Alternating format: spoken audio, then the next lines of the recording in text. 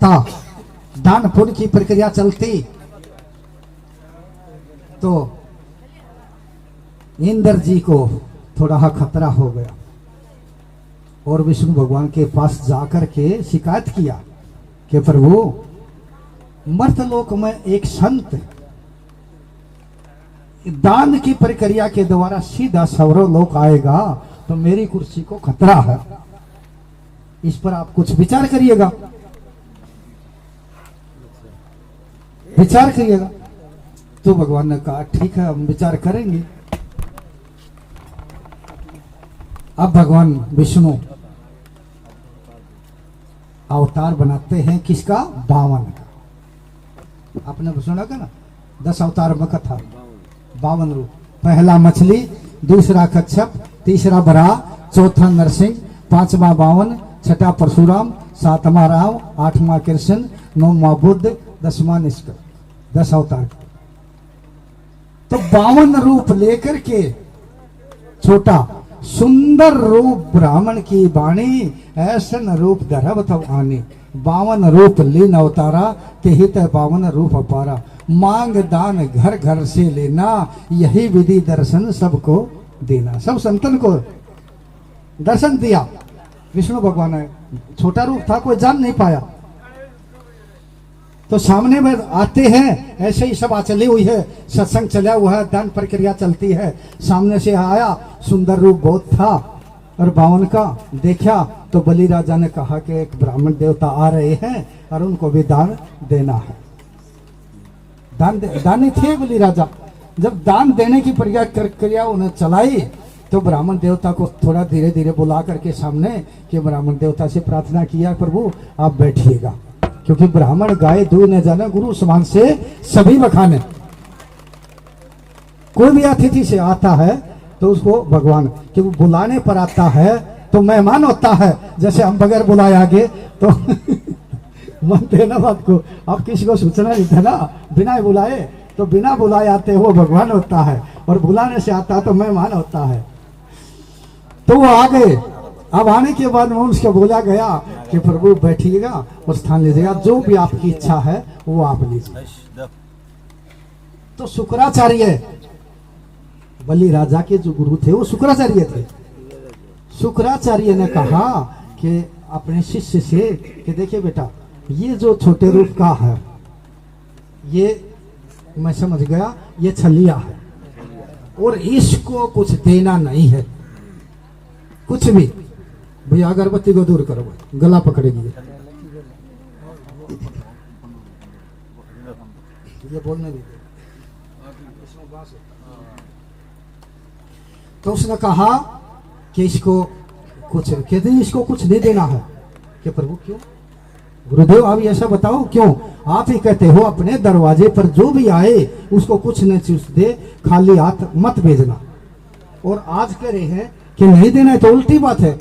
ये गुरुदेव मैं नहीं मानूंगा इस बात को। राजा बलि और शुक्राचार्य की दोनों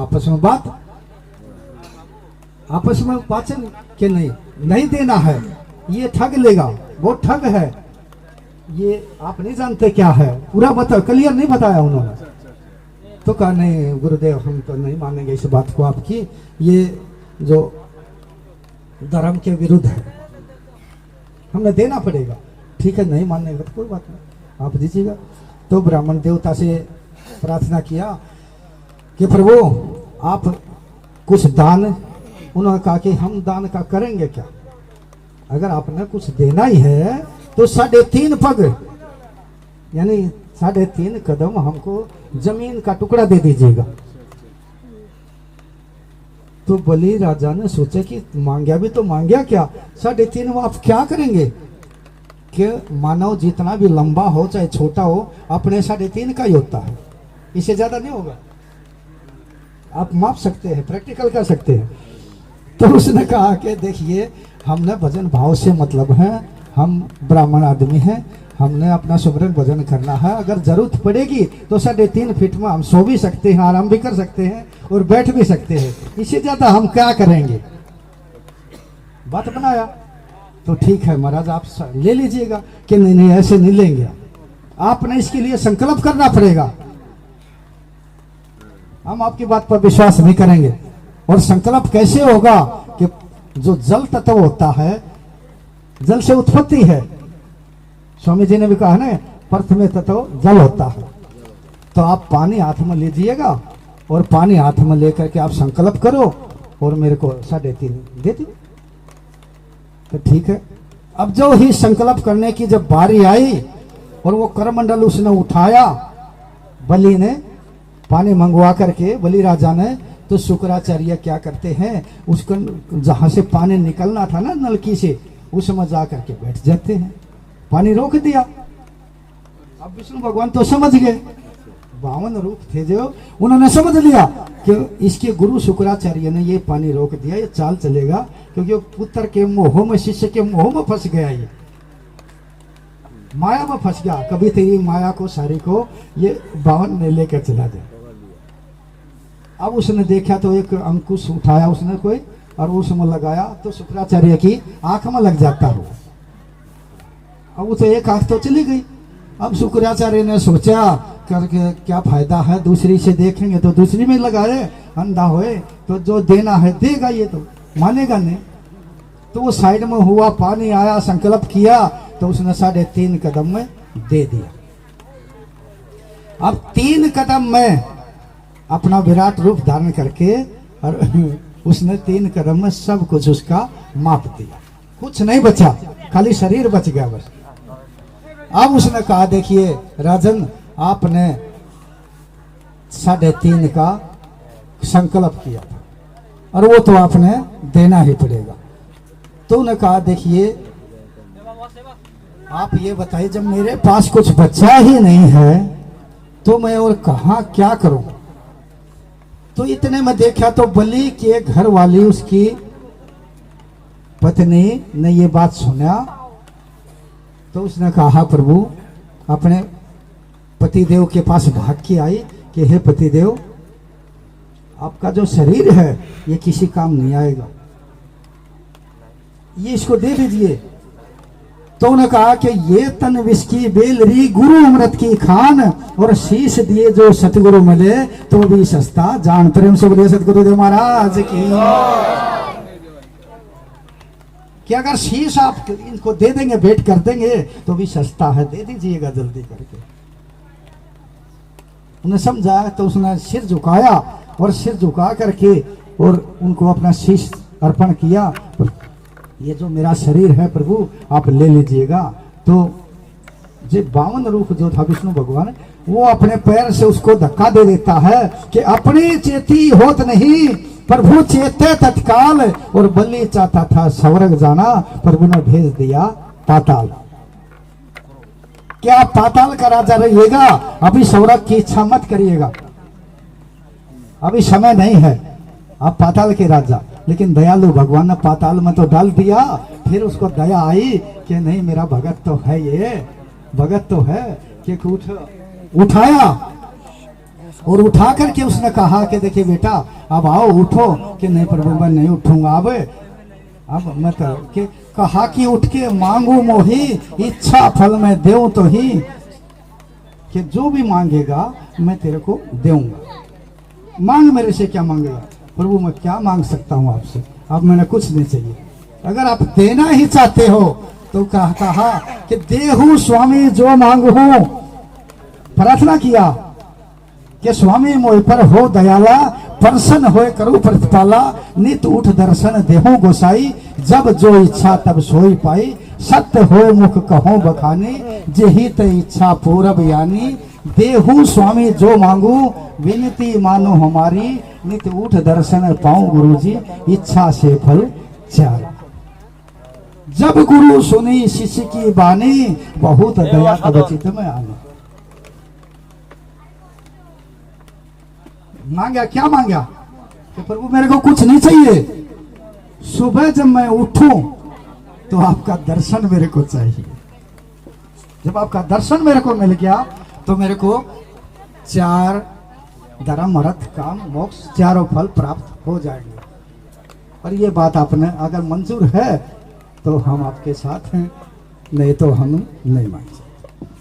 तब गुरु ने, क्योंकि भगत के वश में ही भगवान होता है, उसको चारों फल जो इच्छा थी वो माने। तो विष्णु भगवान ने बलि राजा के दरवाजा पर चौकीदार बन के रहना पड़ा। स्वामी शिवनारायण महाराज ने ये 10 अवतार कथा में लिखा हुआ, आप उसको सबको पढ़ते हैं। तो ठीक उसी प्रकार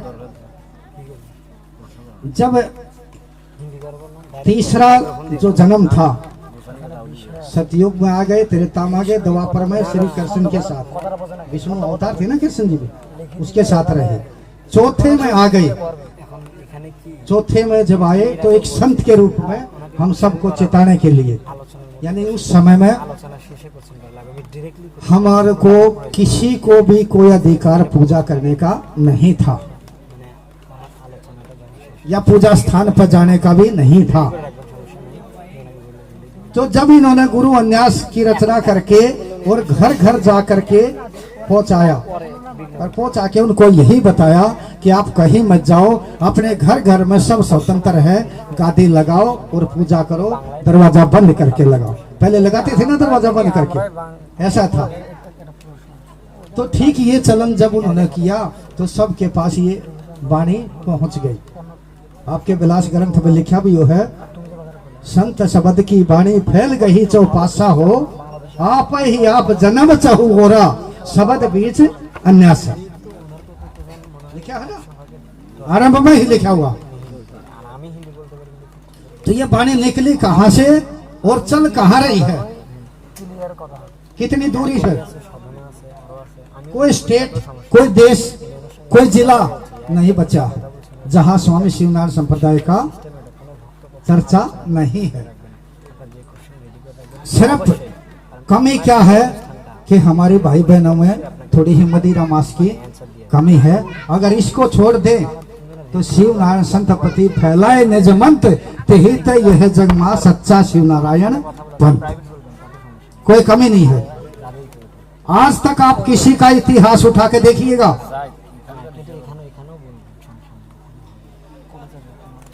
जब सदाशिव महाराज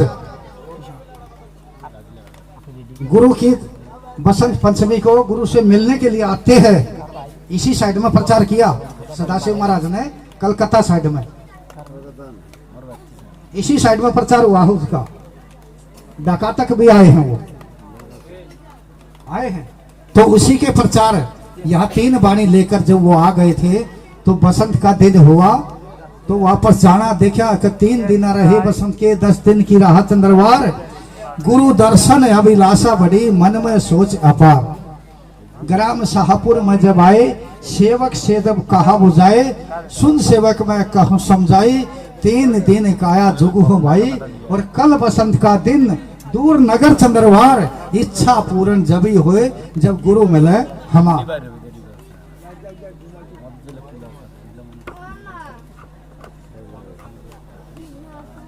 तो उन्होंने अपने सेवक से कहा, सदाशिव महाराज का एक सेवक था जिसका नाम था गोपाल।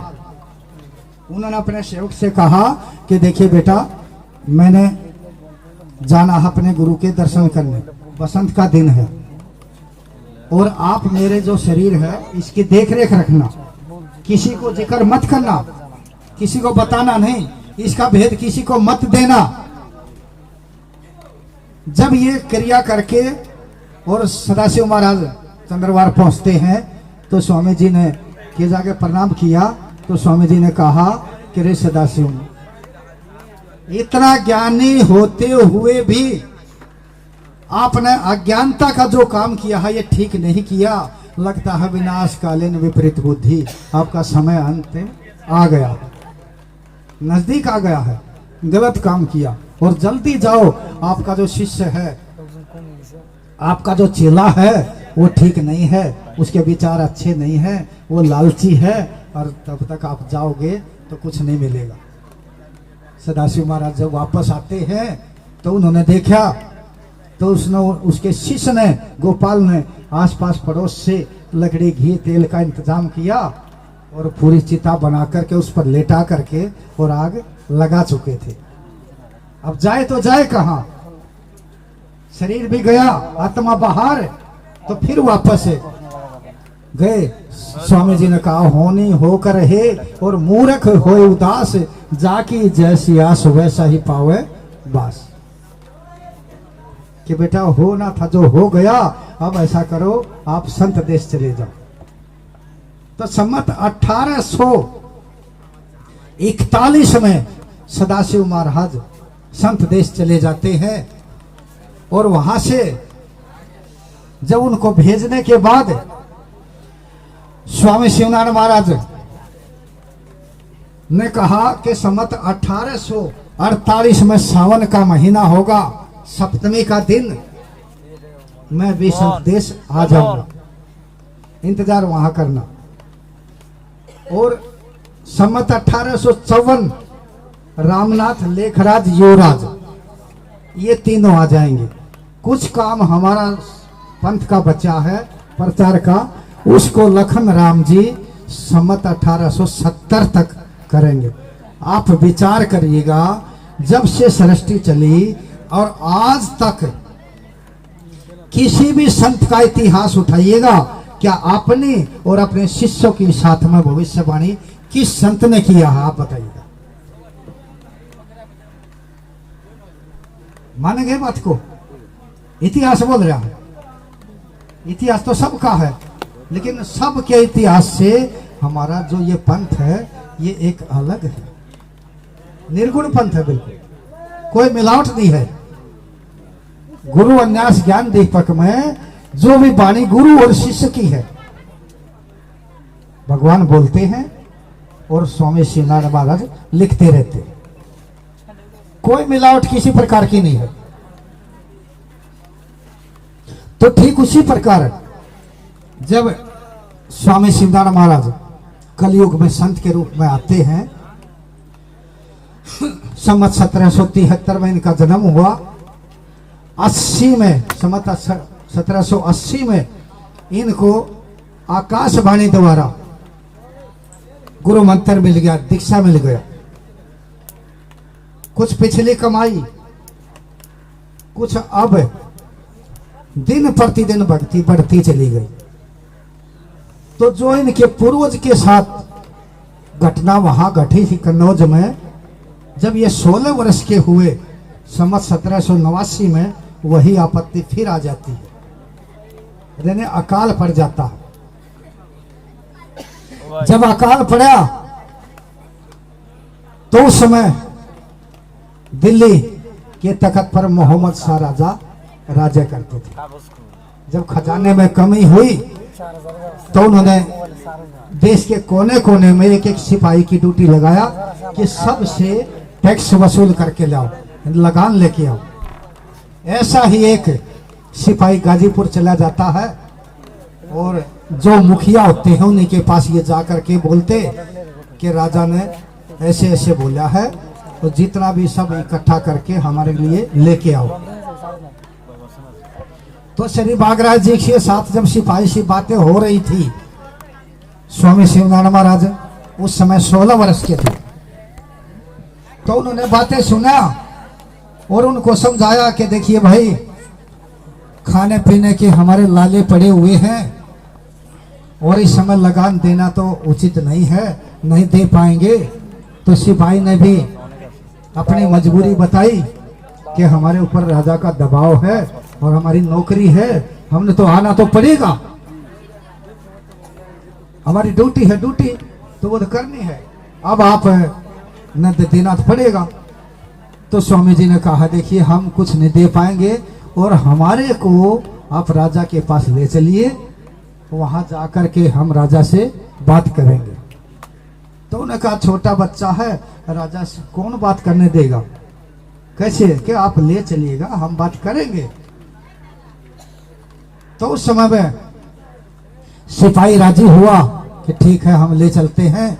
तो ताही समय के बीच में कछुक जल नहीं होए, अन्न बिना सब नगर दुखी, दीन्हा पोत ना कोई।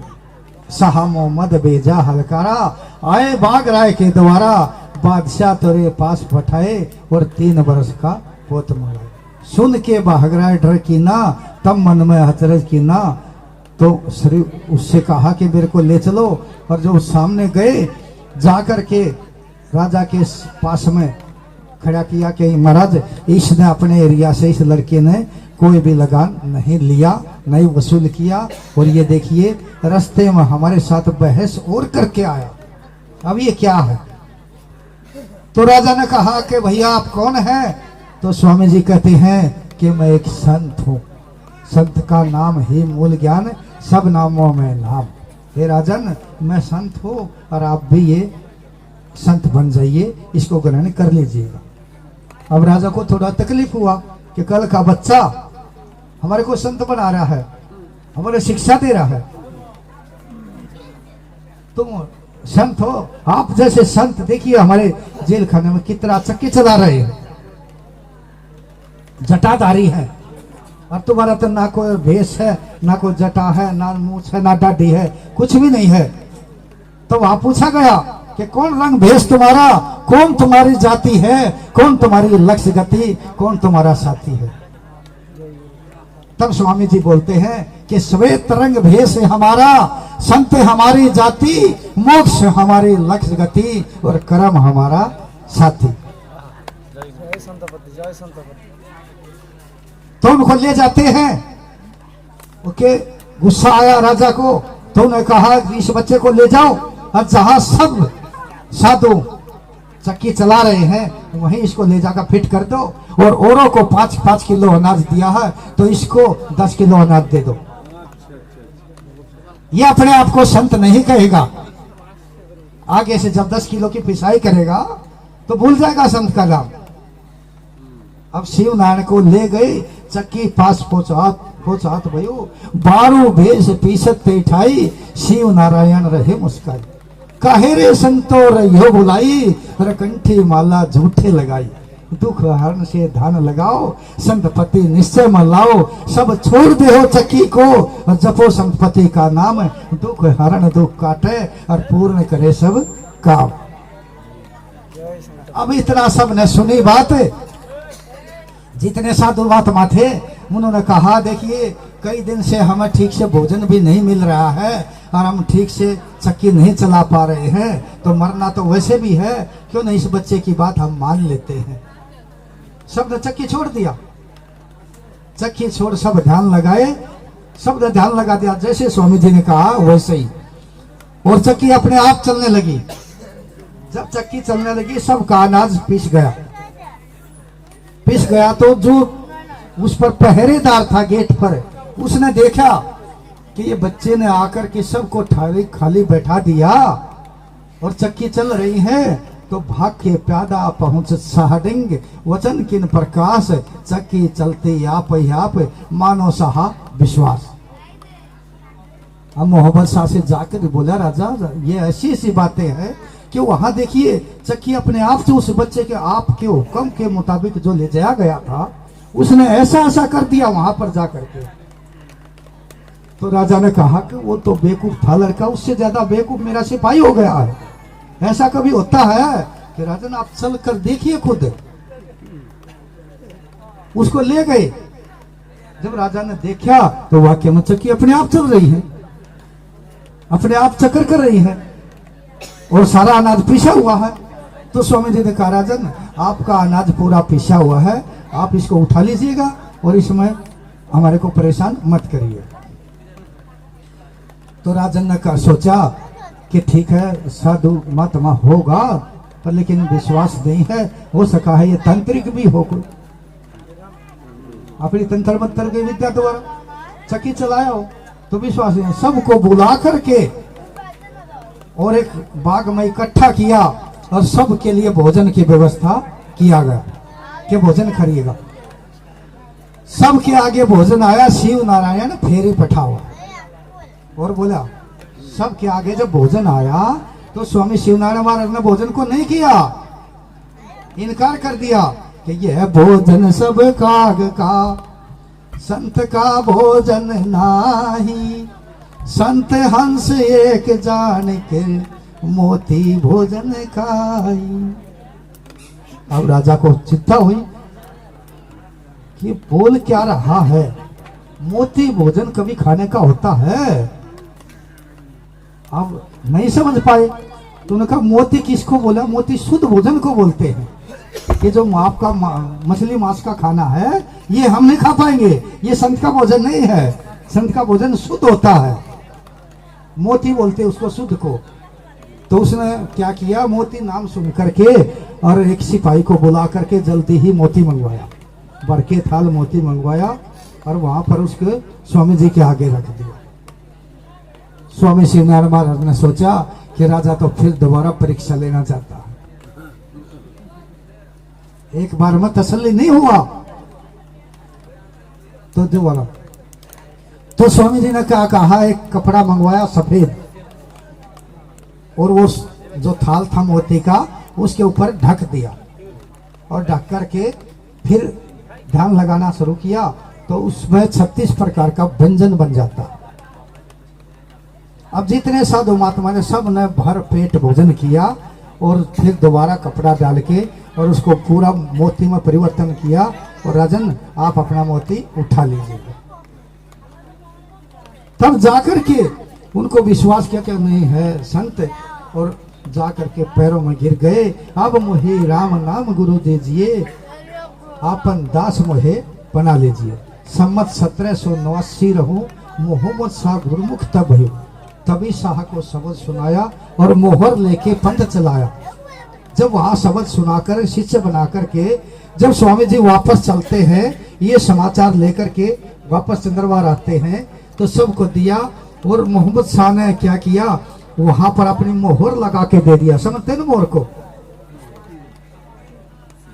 वो दिया कि आप मेरी जहां तक संतलत है, जहां तक मेरा एरिया है वहां तक आप अपना प्रचार कर सकते हैं, कोई आपका रोक टोक नहीं करेगा, आप खुलेगा स्वतंत्र होकर प्रचार करें। प्रेम से बोलिए सतगुरुदेव महाराज की। तो ऐसे संत के हम सभी शिष्य हैं।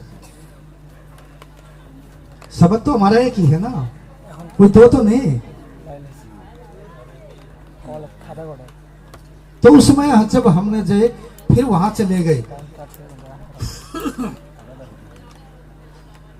अब प्रचार शुरू हुआ, प्रचार करते रहे। अब जितने संत महात्मा वहां थे जो चक्की चला रहे थे उनको ईर्ष्या हो गई, ईर्ष्या हो गई। देखिए कल का बच्चा, छोटा हा बच्चा, और क्रेडिट ले गया। बात तो क्रेडिट की आ गई ना वहां पर। हम इतने पुराने चक्की पीस रहे थे जब पुराने नहीं थे, लेकिन चक्की से छुटवा दिया, फिर वो पुराने बन गए। अब विचार किया तो समय आया अयोध्या में। अयोध्या नगरी में एक राजा जयमल सिंह थे। सम्मत 1803 में काशी जी के तीर सकल भेष था आड़मड़े सभा होए गंभीर। इससे पहले काशी में एक सम्मेलन हो जाता है। सम्मत 1803 में काशी में एक सम्मेलन रखा गया। वो सम्मेलन कैसे हुआ, तो मैं बड़ा इस समय एक गोरख संप्रदाय का साधु अपना त्रिशूल खड़ा कर दिया और उस पर बैठ करके अपने आप को महानता कि मेरे से ज्यादा इस विषय में कोई नहीं जानता, मैं पावरफुल हूं। जब मैं त्रिशूल पर बैठकर ध्यान लगा रहा हूं तो मेरे से ज्यादा कौन है। अब इतनी बात सुनते सुनते एक कबीर पंथ के साथ आ जाते हैं। उन्होंने अपना कच्चा सूता लेकर के और ऊपर फेंक दिया। जहां तक वो गया, अटक गया, वहां तक उस सूता के द्वारा कबीर पंथी ऊपर चले जाते हैं। अब ये समाचार स्वामी शिवनारायण महाराज तक भी पहुंच गया चंद्रवार। अब ये भी अपनी तैयारी किया वहां जाने के लिए और जाकर के देखा तो उनका जो करिश्मा था वो देख करके स्वामी जी ने कहा कि भाइयों, आपके गुरुओं ने जो आपको ये कीमती चीज दिया गया है ये ऐसे बिखेरने के लिए नहीं दिया, प्रदर्शनी के लिए नहीं दिया, ये अध्यात्म ज्ञान है। कबीरा नाम पदार्थ पाके कबीर गाठी मत खोल, नहीं कोई परख नहीं पारखू, नहीं ग्राहक नहीं मोल। तो हीरा वहां मत खोलिए जा हो कुंजड़ों की हाट, बांधो चुप की पोटरी लागो अपनी बाट। जो आप लोग कर रहे हैं ये ठीक नहीं करते आप, ये आपका धर्म नहीं है। आपको जो चीज दिया गया है भजन और भोजन धन नारी ये सब पर्दे के अधिकार है, इसको पर्दा रखना है, अध्यात्म है, और आप प्रदर्शनी में बना रहे हैं। तो नहीं, उन्होंने माना नहीं माना तो स्वामी शिवनारायण महाराज अधर्म में आसन लगा देते हैं ऐसे ही, और ध्यान के द्वारा धीरे धीरे धीरे कबीर गोरखपंथ से भी ऊपर, कबीर पंथ वाले से भी ऊपर और जा करके और रुक जाते हैं। तब 1803 में स्वामी शिवनारायण महाराज को काशी नगरी में संत शिरोमणि का पदवी मिला था। सभी 12 बेस के साधु थे वहां पर।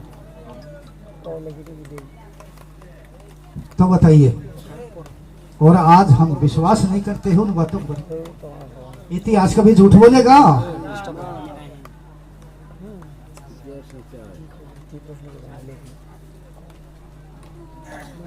तो इसीलिए हमने जो भी करना है विश्वास पर, पहले ही बोला है कि सत्य पुरुषकर्ता को खोजो दर विश्वास, ध्यान लगाना है। योखंड में क्या लिखा है, चोर में लिख दिया ना कि पहला पहरे जागे सब कोई, घर घर मंगल भोजन होई। दूसर पहरे चांदनी राती, काम प्रभाव खोजे सब जाती। तीसर पहर नींद प्यारी, सेज भूमि नहीं लेत बेचारी। चौथा पहर मुख से न बोले, सूरज चढ़े तभी चित डोले। कौन सा पहर बताया संत के लिए? तीसरा। तीसर पहर चांदनी राती, तीसर पहर में जब 12 बजे के बाद में और 2 और 5 के बीच में, जब मुक्ति के मारे में स्वामी शिवनारायण महाराज से रामनाथ ने पूछा था कि कौन मुक्ति की राह कैसे गति हो जाए और कौन संत का देश है, सो सब कहा बुझाए। रामनाथ जो पूछो मुझसे मुक्ति भेद में समझाओ तुझे, प्रातः समय ब्रह्म जगावे देख कर शब्द सुनाओ तुझे। बताया ना प्रातः समय कि भौर में, यानी कि ब्रह्म जगाने का जो समय होता है, और ब्रह्म जगाने का मंत्र भी साथ में दे दिया है, साथ में। अगर उसको हम नहीं देखेंगे, नहीं पढ़ेंगे, उस समय को हम नहीं पकड़ेंगे, तो उसमें गुरु का कोई दोष नहीं। और साथ में बोला क्षण एक बैठे ध्यान लगाया, तभी सतगुरु के दर्शन पावा। ज्यादा समय भी नहीं बताया, लेकिन हृदय से।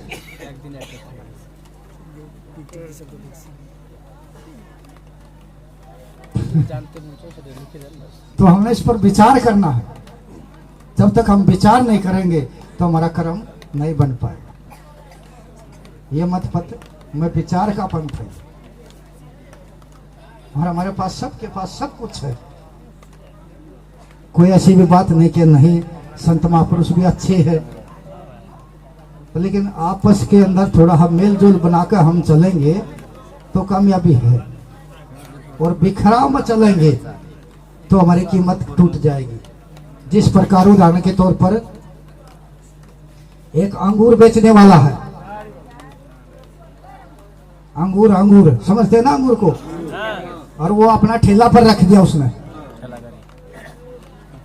एक तो अंगूर उसने उस 2 भागों में बांट दिया, एक तो टूटल अलग कर दिया, और जो पूरा था पेट से निकला हुआ वो अलग।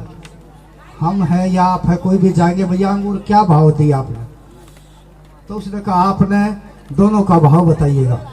जो टूटल अंगूर है उसका तो भाव बताया उसने 40 रुपए किलो, और जो पूरा गुच्छे का अंदर है उसका 80 रुपया किलो। तो आप विचार करिए, क्या उस अंगूर में कोई स्वाद में फर्क है? दोनों में वजन में कोई फर्क है? नाम में कोई फर्क नहीं, स्वाद में कोई फर्क नहीं, वजन में कोई फर्क नहीं,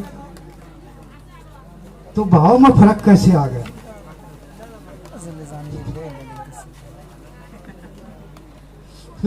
सोचने की बात है ना। भाव में फर्क क्यों आ गया? क्योंकि जो टूटा हुआ अंगूर है ये अपने परिवार से बिछड़ गया। ये जो गुच्छा है उससे अलग हो गया ये, इसलिए इसका कीमत आधा हो गया। मेरी बात समझ रहे हैं ना? हम पंथ से अलग टूट जाएंगे तो हमें कोई नहीं पूछेगा, अपने भाई से अलग हो जाएंगे कोई नहीं पूछेगा, हमारी कीमत आधे से भी रोज आना नीचे, क्योंकि जी ये टूटने के बाद में इसमें दाग पड़ जाता है।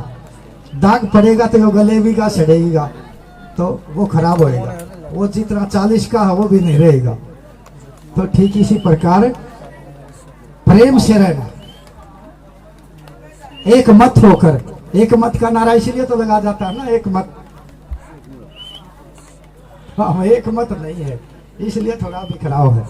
तो अंगूर की बात ही हमने बिखराव नहीं करना है। तो प्रेम से बोलिए सतगुरुदेव महाराज की। अब मैं अपनी वाणी को यहाँ विराम देता हूँ। आपका समय हमें ज्यादा ले लिया है, क्योंकि भजन गाने वाली भी ज्यादा है। आपके बीच में हम आते रहेंगे, ऐसी कोई बात नहीं है, ठीक है ना? बोली भाषा में कोई गड़बड़ हो तो हम बात कर